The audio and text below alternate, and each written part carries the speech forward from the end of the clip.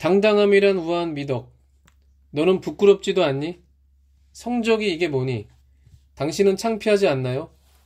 후배가 승진을 하다니.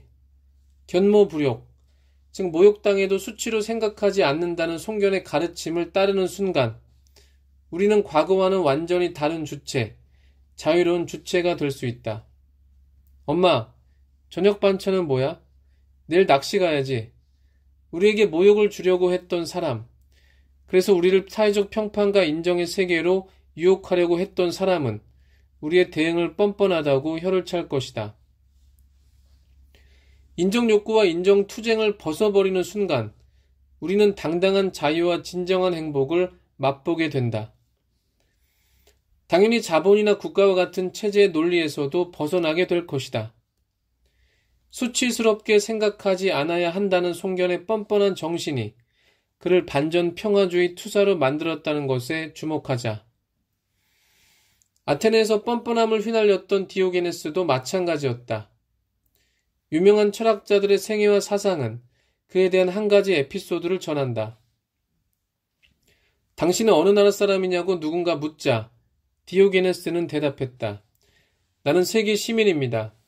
세계 시민, 즉 국가라는 협소한 영역을 넘어선 사람이라는 것이다. 슈미트가 말한 것처럼 적과 동지라는 정치적인 것의 범주를 훌쩍 넘어선 것이다. 결국 반전 평화주의자는 코스모폴리탄, 즉 우주의 시민일 수밖에 없는 것이다. 제한된 국가나 제국 안에서 존중받았던 알렉산더가 세계 시민 디오게네스를 존경했던 것도 이런 이유에서였다. 어쩌면 송견이나 디오게네스는 주류 철학자들이나 혹은 체제 옹호자들에게 가장 껄끄러웠던 존재였을지도 모르겠다.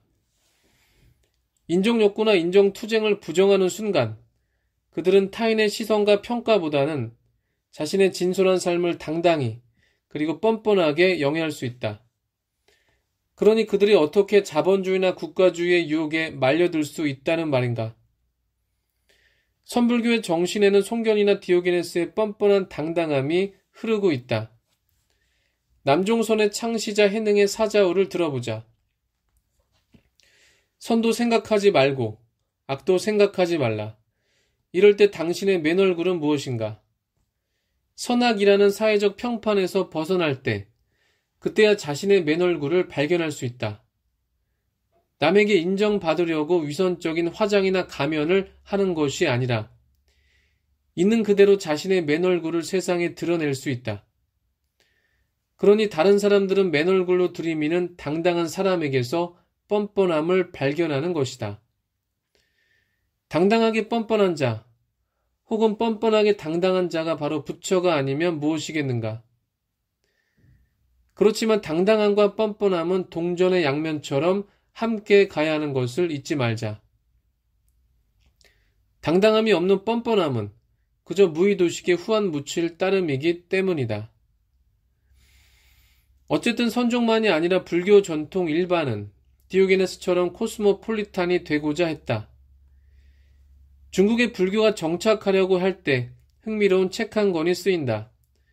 그것이 바로 위진 남북조 시대의 승려 해원이 집필한 사문불경 왕자론이다. 제목 그대로 사문, 즉 승려는 왕에게 예의를 차리지 않아야 한다는 내용을 담고 있는 책이다. 부처가 된다는 것은 스스로 삶의 주인이 되려고 한다는 것이다. 당연히 주인이 되려는 사람이 어떻게 다른 사람에게 그가 비록 왕이라고 할지라도 머리를 숙일 수 있다는 말인가? 알렉산더를 막대했던 디오게네스의 정신이 동아시아 불교에서 다시 섬광처럼 빛을 뿜은 것이다. 어쩌면 제국의 질서에 숨죽이고 있던 송견의 정신이 다시 화려하게 복귀한 것일 수도 있다.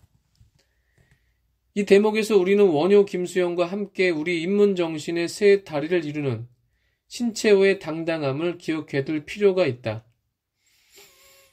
명과 이와 진의 3인이란 에세이에서 신채호는 이익에 좌지우지 되는 인간, 명성과 명예에 요동치는 인간, 그리고 자기 마음으로 움직이는 당당한 인간을 구분한다.